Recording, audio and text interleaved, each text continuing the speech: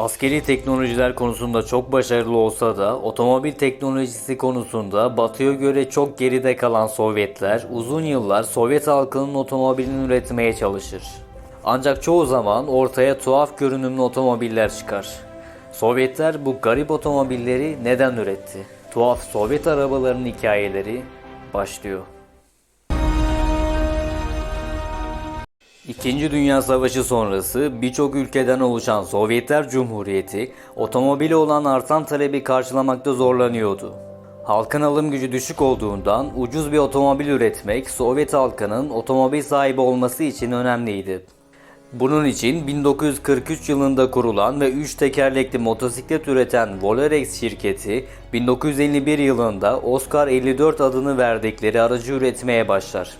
Maliyetleri en aza indirmek için sadece metal gövde yerine kumaş gövde kullanılır. 150 cc'lik motosiklet motoruna sahip araç yalnızca 6 beygirken maksimum hızı 30 km/saat olur.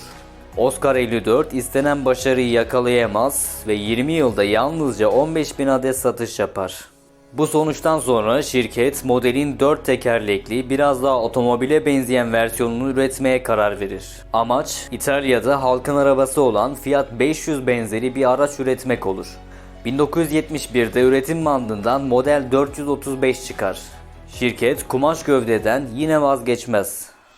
Ortaya Fiat 500'e göre çok daha basit, modern olmayan ve teknolojiden uzak bir araç çıkar. Tasarımdaki ve üretimdeki sorunlar ve basit yapılı aracın Sovyetlerin zorlu yollarına ve iklimine uygun olmayışından dolayı tercih edilmez. 2 yıl sonra üretim tamamen durdurulur.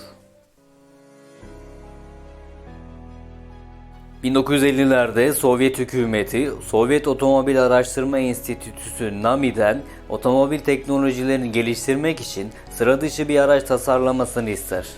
1950 yılında NAMI 013 ortaya çıkar. Tasarımcılar araçta kabin hacmini arttırmak için motoru arkaya yerleştirir ve ön koltuklar ise olabildiğince öne alınır. Böylece araca 3 sıra koltuk yerleştirilebilir. Ayrıca aracın tekerlekleri yine iç hacmi arttırmak için olabilecek en küçük şekilde üretilir. NAMI araçla 2 yıl boyunca ülke genelinde birçok test sürüşü yapar. Ancak hiçbir zaman seri üretime geçilmez.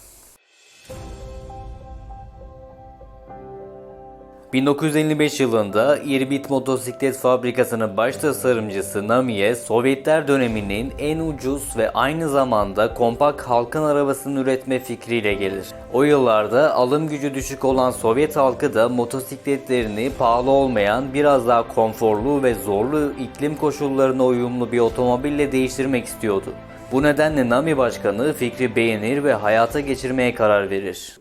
Ortaya oldukça tuhaf görünümlü 0.5 litrelik motora sahip 5 kişilik Nami D50 çıkar. 500 kilogramlık araç 20 beygir güce sahip olur. Öne doğru açılan kapılarıyla araç tarihteki en ilginç kapı tasarımlarından birine sahip olur. Sovyet gazetecileri de otomobili heyecanlı bir şekilde karşılasa da bu sıra dışı otomobili seri üretime geçirmek sanıldığı kadar kolay olmaz. Aslında o dönemde bu tarz bir tasarıma sahip arkadan motorlu otomobil üretme düşüncesi sadece Sovyetlere özgü değildi. Dünyada birçok üretici de çeşitli denemeler yapar.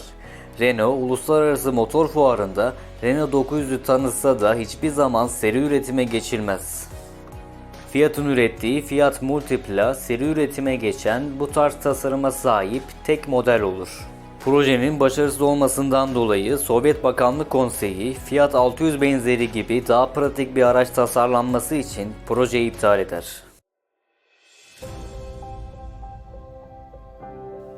Bugünkü Çek Cumhuriyeti topraklarında üretim yapan Tatra henüz 1934 yılında otomobil endüstrisinde kutu tasarımdan aerodinamik tasarıma geçiş yapan ilk üreticilerden biri olur.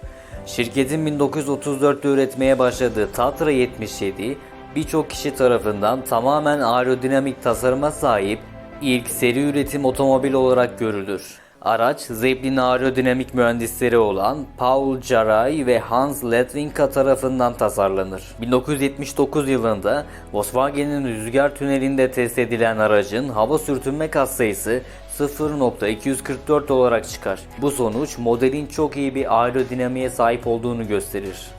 Tatra üst sınıf için lüks arabalar üretiyordu.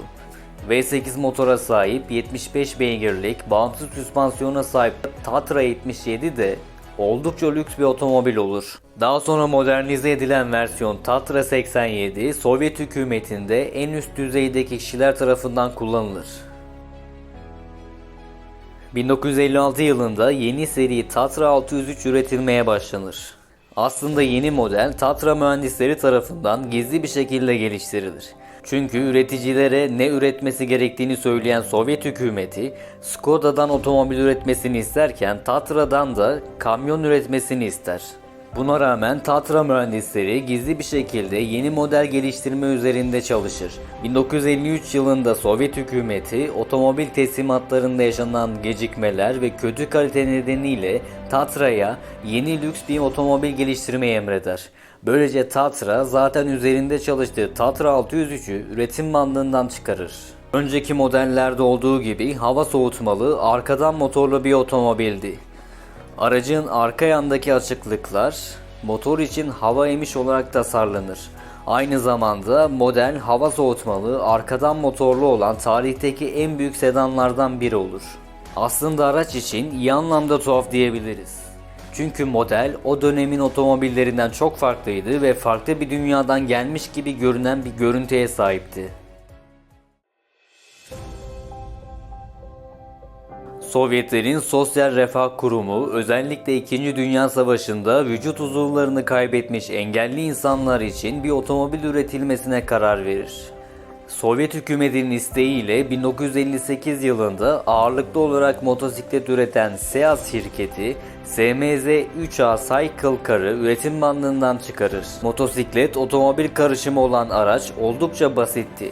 Çünkü Sovyet hükümeti aracı engelli insanlara ücretsiz dağıtacağı için maliyetlerin en aza indirilmesi gerekiyordu.